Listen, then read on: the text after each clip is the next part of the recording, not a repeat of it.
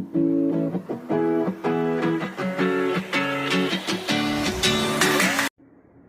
हमें पता चला है कि इन्फेक्शन प्रिवेंशन की इतनी इम्पोर्टेंस क्यों है। ठीक है, अब हम बात करते हैं कि कौन कौन से तरीके हैं जिससे हम इन्फेक्शन को प्रिवेंट कर सकते हैं।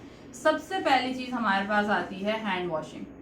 ठीक है, extensive hand washing. Extensive hand washing का मतलब ये है कि अगर आप इमरजेंसी सेंटर में काम कर रहे हैं या फिर आप वार्ड में काम कर रहे हैं, तो आप एक पेशेंट को देखने के बाद मतलब हैंड वॉश करेंगे, उसके बाद आप दूसरे पेशेंट पे जाएंगे। इन केस आपके पास हैंड वॉशिंग के मतलब एरिया अवेलेबल नहीं है, आपका सेंटर छोटा है, जगह आपके पास कोई ऐसी नहीं है, या आप बार बार जा नहीं सकते हैं, तो आप और कुछ नहीं तो एटलीस्ट आप सैनिटाइजर यूज करें। फर्स्ट थिंग हमारे पास ये आती है। दूसरी बात हमारे पास आती है कि जहां जरूरत है वहां ग्लव्स का यूज करें, चाहे कितनी ही इमरजेंसी सिचुएशन क्यों ना हो। Do not avoid gloves use. आप ग्लव्स का यूज अवॉइड करेंगे तो आप उन्हीं हाथों से पेशेंट को टच करें, उन्हीं हाथों से आप खुद को टच करेंगे और फिर मल्टीपल चांसेस ऑफ इन्फेक्शन, जैसे कि हमने पहले बात की है, आप उसमें जाएंगे। तीसरी चीज आपके पास आती है कि आप मास्क का यूज करें।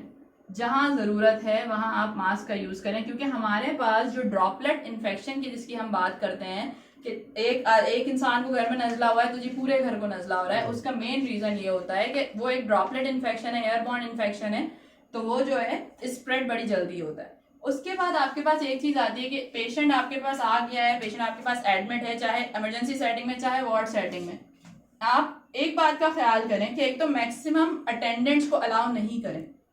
दूसरी बात आप ये करें कि जिस अटेंडेंट को आप अलाउ कर रहे हैं, आपको इस बात का ख्याल होना चाहिए कि वो आपका जो अटेंडेंट है वो बीमार नहीं है।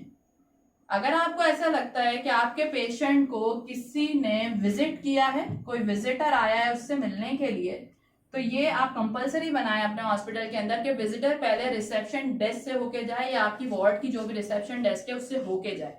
आप देखें, अगर आपका विजिटर बीमार है, उसको कोई फ्लू है या कोई और ऐसा इन्फेक्शन है जो कि आपको लगता है आपके पेशेंट के लिए अच्छा नहीं है, तो आप उस विजिटर से कहें कि आप मेहरबानी करके 2 दिन बाद आ जाइएगा। उसे समझाएं कि वो उसके पेशेंट के लिए चीज अच्छी नहीं है। ठीक, ये सारी चीजें हैं जिससे हम चीजों को बचाव कर सकते हैं। उसके अलावा हमारे पास एक चीज आती है कि हम एनवायरनमेंट अपना क्लीन रखें। ठीक है, क्लीन एनवायरनमेंट में आपके पास क्या आ जाता है कि आप जो है क्या कहते हैं, सारे ये सैनिटाइजेशन वगैरह जिस जगह पे भी आप काम कर रहे हैं उस चीज का ख्याल करें। उसके अलावा ये आती है कि जो भी इक्विपमेंट आप यूज करें, जैसे कि डॉक्टर्स के पास स्टेथ होता है, स्टाफ के पास और उनकी जो चीजें होती हैं उसकी सफाई का ख्याल रखा जाए।